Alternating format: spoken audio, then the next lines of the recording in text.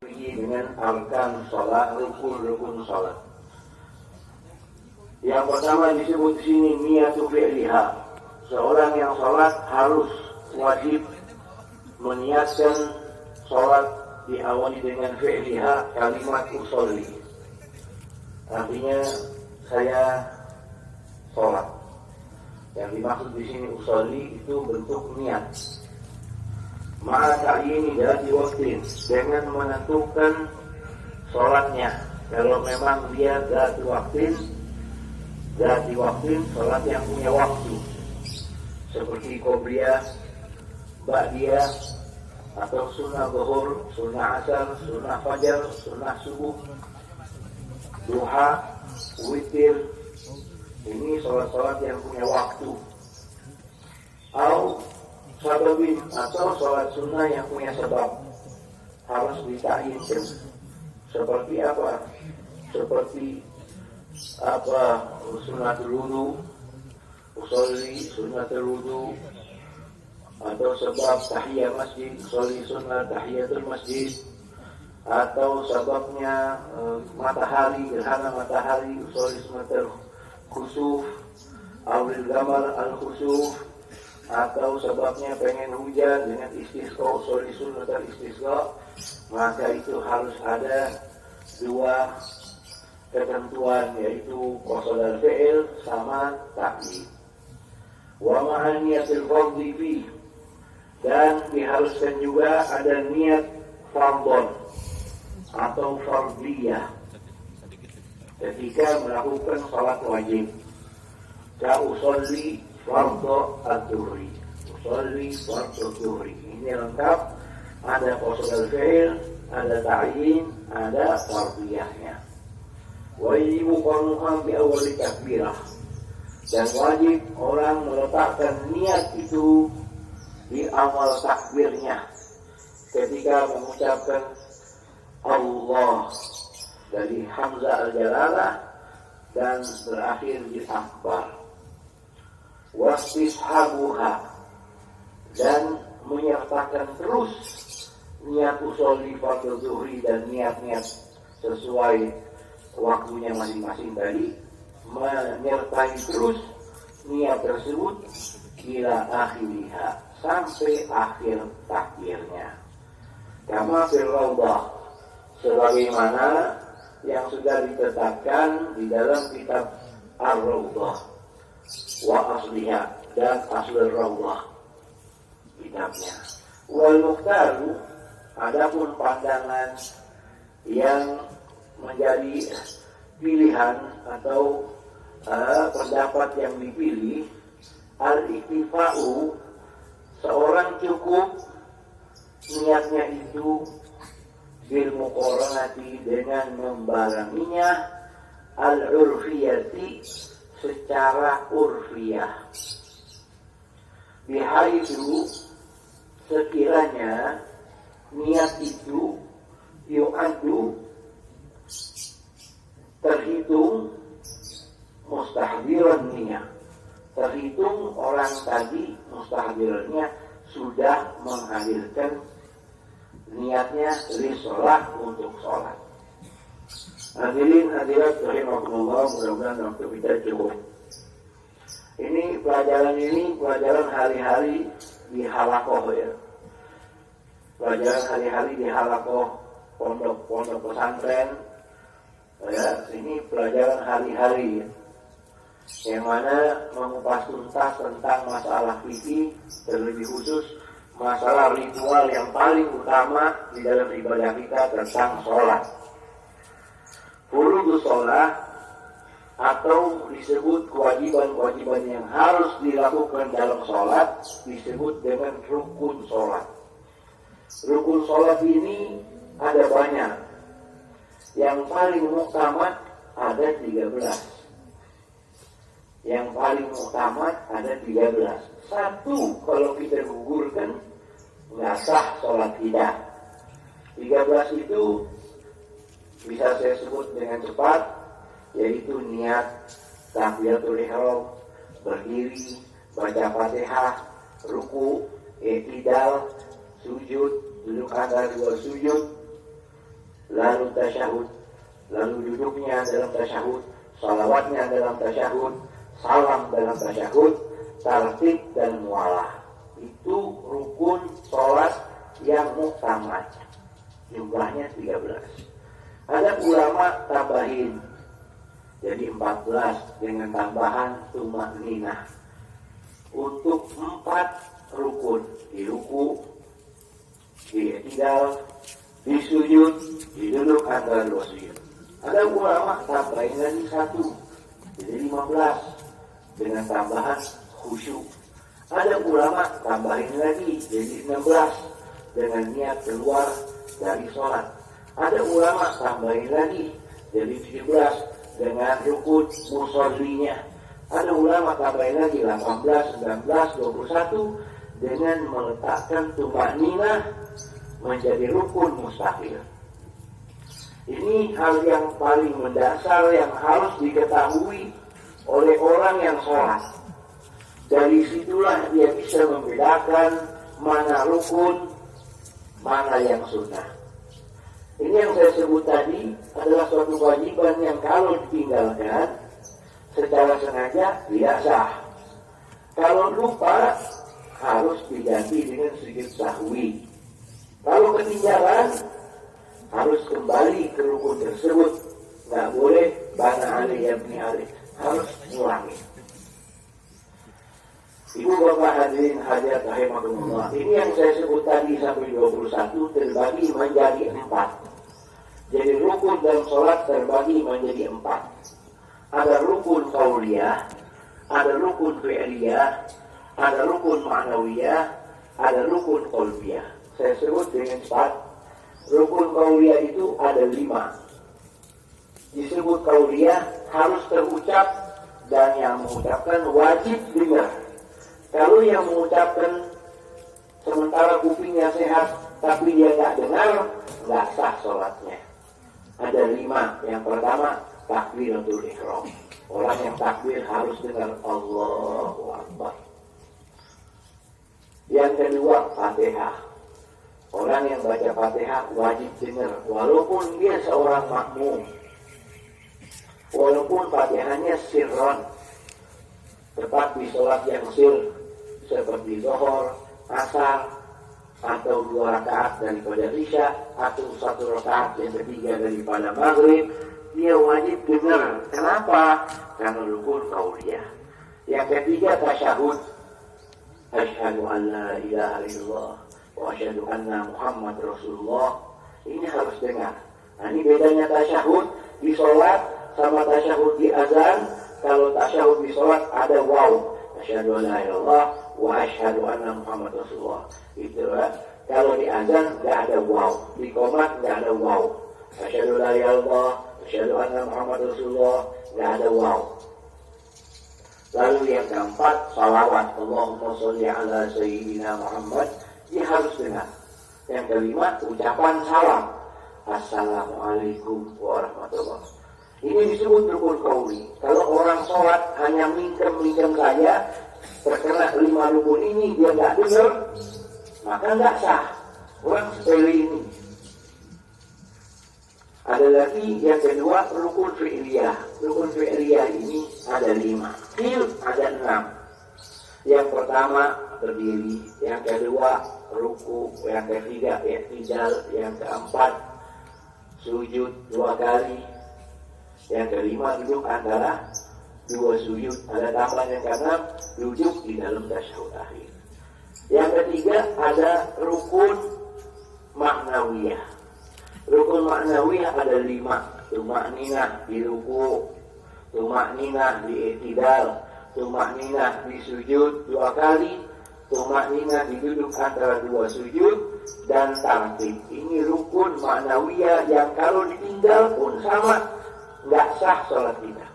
Makanya orang yang sholat buru-buru hilang rukun daripada sholatnya, dia nggak sadar sholatnya tidak sah. Yang terakhir ada rukun ma'nawiyah. Rukun ma'nawiyah itu atau rukun qalbiyah hanya 1. Apa? Niat. Usolli fardhu zuhri. Itu yang perlu kita pahami. Dan sholat di sini yang pertama niat pada tingkatannya. Kalau sholat wajib harus ada 3, qasdul fi'il, ta'yin, sama fardiyah. Sholat Jumat, zuhur, asar, maghrib, isya, subuh, sholat qadha, sholat nadar, sholat fardu kifayah, sholat sunnah i'adah, harus ada 3 syarat. Usolli, sama ta'yin sholatnya apa, sama fardiyahnya. Kalau sholatnya sunnah, yang kedua, ini maratibun niyah, fil fardhi, qasdul fi'il, ta'yin, fardiyah. Yang kedua, sholat sunnah yang punya waktu dan sebab. Yang diharuskan 2, ada qasdul fi'il sama ta'yin. Usolli sunnatul duha, usolli sunnah tahiyatul masjid, usolli sunnah safar, usolli sunnah witir, usolli sunnah qobliyah, usolli sunnah subuh. Itu yang punya waktu. Usolli sunnatul id, atau yang punya sabab usolli sunnatul khusuf, dan disebut. Ada sholat sunnah yang ketiga disebut nafil mutlak. Nafil mutlak itu alladzi lam yuqayyad bi waqtin wala sabab. Sholat sunnah yang gak berhubungan sama waktu, gak berhubungan sama sebab. Pengen sholat sunnah aja, kata ulama contohnya tasbih, itu disebut nafil mutlak. Ada yang bilang tasbih bukan nafil mutlak. Kalau sholat sunnah nafil mutlak, cukup kalimat usolli, selesai. Gimana Bib? Kalau saya mau sebut mustaqbil qiblah, mau sebut bilangan rakaatnya, mau sebut lillahi ta'ala, boleh, itu hanya sunnah. Kalau nggak dibaca, nggak apa-apa. Ya, afdolnya gimana? Afdolnya dibaca sebelum takbir. Contoh, usolli fardhul maghribi salasa rakaat, sunnah itu kalimat. Mustaqbil qiblah, sunnah itu kalimat. Lillahi ta'ala, itu sunnah. Ini kalimat yang saya sebut sunnah, kalau nggak dibaca, sah. Kalau dibaca, bagus. Mustaqbil qiblah, salasa rakaat, lillahi ta'ala. Ini lillahi ta'ala tujuannya, kalau dibaca, litahqiq ma'nal ikhlas. Untuk meyakinkan kita sholat itu tulus karena Allah. Makanya dalil niat ini di dalam ibadah, dalil Qur'annya wa ma umiru illa liya'budullaha mukhlishin. Tidaklah aku perintahkan mereka untuk melakukan ibadah kecuali dengan tulus. Mukhlishin atau ikhlas, kata Imam Mawardi, artinya an-niyah. Dalil hadisnya innamal a'malu binniyat. Baik. Lalu disebutkan di sini wasishar wa ila akhiriha. Orang yang niat sholat tadi harus menyertakan niat itu sampai akhir takbirnya. Ini namanya istihbar hakiki. Dan ini sulit. Dan mungkin orang sekarang nggak ada yang bisa. Makanya ada kalimat di sini wal mukhtaru, yang dipilih, pandangan yang dipilih atau pendapat yang bisa diikuti, yaitu pandangan istihbar secara urfiyah. Ini siapa punya pandangan ini? Imam Nawawi, Imam Ghazali itu memilih istihbar urfiyah bihaitu yu'an an-musalli yastahdir lahun niyat. Sekiranya orang itu sudah menghadirkan niat di dalam takbirnya, yang penting ada kalimat usolli fardhu dzuhri di tengah antara Allah sampai akbar, cukup istihbar urfiyah. Kenapa di dalam fikih orang yang sholat niatnya jangan banyak-banyak, utamain yang wajib, seperti usolli fardhu dzuhri, cukup, agar supaya takbirnya nggak kepanjangan. Supaya takbirnya nggak kepanjangan. Allah 5 menit. Karena syarat takbiratul ihram itu banyak.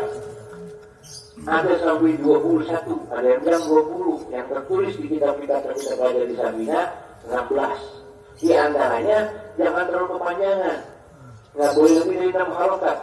Kalau saya sebut ada kalimat mustaqbil qiblah, salah fa'atin lillahi ta'ala, takutnya kepanjangan.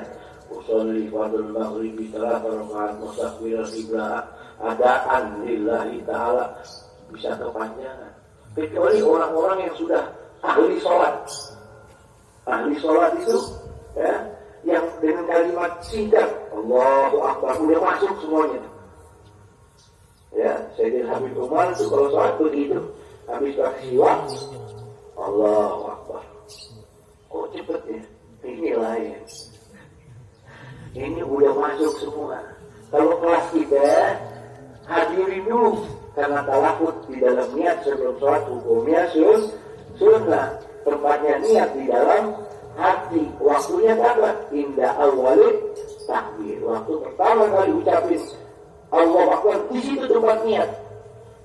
Banyak orang, maaf ibu bapak nggak ngerti tempat niat. Dia niat sebelum sholat, pas takbirnya nggak ada niat, nggak sah sholatnya. Ini yang perlu diperhatiin. Beruntung orang yang ngaji nih, beruntung orang ngaji. Orang yang ngaji ibadahnya bakal benar, amin. Orang kalau nggak ngaji dia bingung, penting sholat. Allahumma saya sudah sholat. Ya, usolli fardhu subhi, usolli fardhu subhi rakatain mustaqbilah adan, makmuman mereka Allahu Akbar. Allah ini kosong. Allahu Akbar ini kosong, ada niat. Ini syarat tempatnya niat di tengah itu. Karena Allah sampai akbar. Kalau yang tadi kamu ucapin sebelum sholat itu hukumnya sunnah. Tujuannya apa? Bukan nutupin niat sholat. Tujuannya untuk membantu kehadiran niat di tengah Allah sama akbar. Wa takbiratul taharrumi. Yang kedua tentang takbiratul ihram. Takbiratul taharrumi. Idhafatu sabab lil musabbib. Li'annu yuharrim makana halalan qabla sholat. Dinamakan takbir yang haram. Kenapa? Karena dengan takbir itu hal yang halal menjadi haram.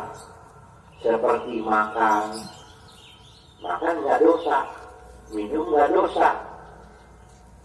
Tapi kalau udah takbir, dosa haram. Bicara nggak dosa, bercanda nggak dosa. Tapi kalau udah takbir jadi haram. Makanya disebut takbiratul ihram. Wa ta'ayyanu fi, dan ditentukan tadi yang saya sebutkan, yaitu kalimat Allahu Akbar. Ini Allah sama Akbar nggak boleh dibuang. Kata Imam Rafi, la yajuzu lahu al-udul di asma'in akhar. Nggak boleh diganti dengan nama Allah yang lain. Ditambah masih boleh, tapi khilaful aula. Allahur Rahman nggak boleh. Al-Karim Akbar nggak boleh. Allah Akbar nggak boleh dibuang. Mau disela-sela dengan nama Allah ya Al-Husna boleh, cuma nggak bagus. Allahur Rahman Akbar masih boleh, tapi nggak bagus. Atau dikasih alif lam ta'alif Allahul Akbar boleh, tapi nggak bagus. Nah ini ada ta'yin, kata mu'allif kalimat Allah sama Akbar. Ya, diartiin boleh nggak Bib? Allah Maha Besar. Boleh nggak? Nggak boleh. Ya, nggak boleh. Kalau dalam pandangan Imam Abu Hanifah boleh turjimah bilogatin syah. Itu pun dengan kait bagi orang yang nggak bisa bahasa Arab baru masuk Islam. Kalau di kita ini mazhab Syafi'i nggak boleh diartiin Allah Maha Besar dengan bahasa kita atau bahasa apapun, harus itu. Kecuali dia udah belajar nggak bisa, atau gurunya nggak ada, atau waktu sholatnya mau keluar baru boleh diartikan. Oh saya bisa kalau baca, pegang kertas Allahu pegang nggak apa-apa. Kertas nggak ada, saya di dalam air. Nggak ada ustadz nggak ada yang bisa nyelam. Waktu udah mau keluar, udah Allah Maha Besar boleh. Jangan sampai ini nggak sholat karena nggak bisa mengucapin Allah Akbar. Wajib hukumnya isma'u takbir, memperdengarkan takbir nafsahu, dirinya sendiri, inkara bila mana sahih as-sam'i, kalau pendengarannya sehat. Kalau bolak, saya budek nih, kata Habib harus dengar, iya, dia teriak-teriak Allahu Akbar. Kalau pelan nggak dengar, nah ini nggak perlu. Ini ukurannya standar, kalau sehat bisa dengar Allahu Akbar. Nggak perlu teriak-teriak, ya, nggak perlu teriak-teriak. Ini hal yang harus diperhatikan. Banyak orang sholat nggak ada suaranya, cuma bilang. Gila makan bunyi. Gila makan, berarti makan itu kerupuk. Wah, sekamar kedengeran. Ya, gila baca-baca. Ikan mas kopi. Gila baca takbir gak kedengeran, fatihah gak kedengeran, tasyahud gak kedengeran. Salam cuma nengok. Itu mazhab akhir zaman. Begitu ya. Ya, kayak orang lagi zikir tauhid, ya. Atau sebagian orang, maaf, ada kebalik tangan pas lagi tahiyat mau salam, tangannya dibalik juga. Wallahnya belum ketemu kitabnya. Ya, mungkin dia ada kitab sendiri, ya, nggak tahu deh. Ya, atau setelah assalamualaikum sujud lagi, baru pergi nyalain motor. Ini bingung sih apa ya? Sujud tilawah emang baca Quran, sujud syukur kali ya, husnuzon aja. Tapi kalau di luar itu nggak ada sujud kecuali di sholat, sujud tilawah, sujud syukur. Dan apa yang mendekatkan diri kepada Allah, itu bagus, itu bagus yang tinggi. Ya, cuma memang lebih bagus mana sujud, apa lama berdiri dalam sholat.